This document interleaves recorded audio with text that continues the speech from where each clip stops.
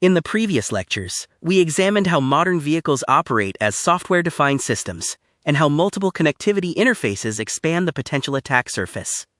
Understanding theory is important, but cybersecurity engineering requires the ability to visually analyze a system architecture and identify where attackers may enter the system.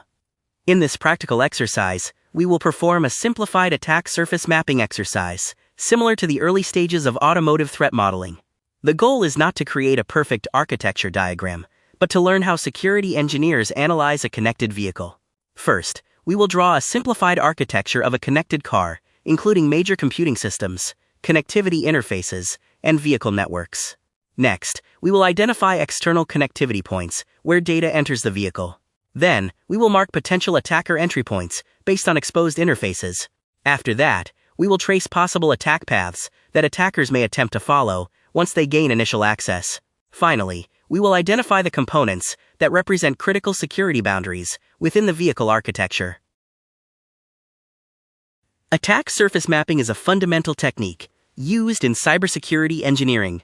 The purpose of this process is to identify all possible locations where an attacker could interact with a system. In the context of connected vehicles, this includes both external connectivity interfaces and internal system components. Modern vehicles include many interfaces, such as Bluetooth, Wi-Fi, USB, cellular communication, and cloud services. Each of these interfaces allows data to enter the vehicle's software environment. If software vulnerabilities exist, attackers may attempt to exploit these interfaces to gain access to internal systems. Attack surface mapping helps engineers visualize where these potential entry points exist. Instead of thinking about vulnerabilities individually, engineers analyze the entire architecture and mark locations where attacks could begin.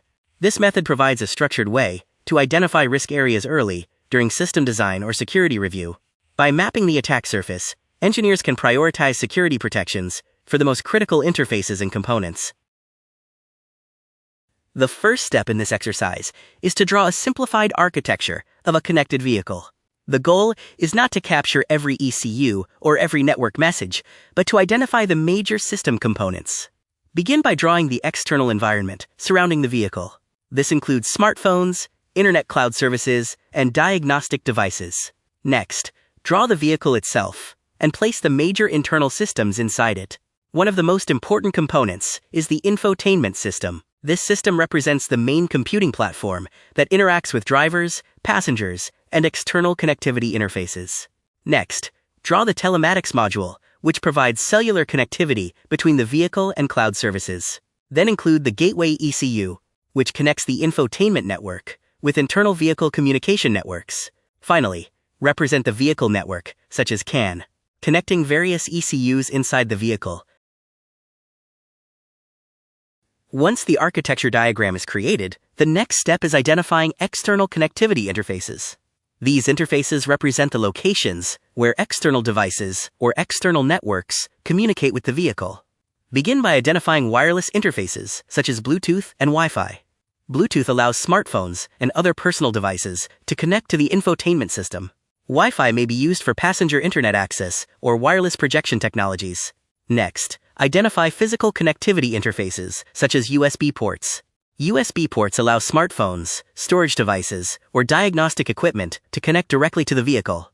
Then, mark cellular connectivity, provided by the telematics module. This connection links the vehicle with back-end cloud infrastructure. Finally, identify mobile companion applications that communicate with the vehicle through cloud APIs. After identifying connectivity interfaces, the next step is marking potential attacker entry points. Not every interface will necessarily contain vulnerabilities, but each exposed interface represents a potential attack location. Mark Bluetooth, Wi-Fi, and USB interfaces as potential entry points because they process external data. Similarly, mark the telematics communication interface connecting the vehicle to cloud services. Mobile companion applications, interacting through back-end APIs, also represent potential entry points. When marking entry points, focus on locations where untrusted data is processed by software components. Examples include media parsing engines, wireless communication stacks, and cloud communication services. These software components must interpret data coming from external devices or networks. If vulnerabilities exist, attackers may exploit these components to execute malicious code or disrupt system behavior. After identifying attacker entry points, the next step is analyzing how attacks may propagate through the system. This process is called tracing attack paths. Start from one external interface, for example Bluetooth. If an attacker exploits a vulnerability inside the Bluetooth stack, they may gain access to the infotainment system. From the infotainment system, attackers may attempt to access internal communication interfaces exposed by the operating system. Next, they may attempt to communicate with the gateway ECU. The gateway connects infotainment networks to internal vehicle communication networks, such as CAN. If gateway protections are weak, attackers may attempt to send unauthorized messages onto the vehicle network. Once malicious messages reach internal ECUs, they may influence vehicle functions. Tracing these paths visually helps engineers understand how initial entry points may eventually lead to deeper system compromise. After mapping attack paths, the next step is identifying critical security boundaries. Security boundaries are locations where strong protection mechanisms must exist to prevent attackers from moving deeper into the system. One of the most important boundaries is the gateway ECU. The gateway controls which messages are allowed to move between different vehicle networks.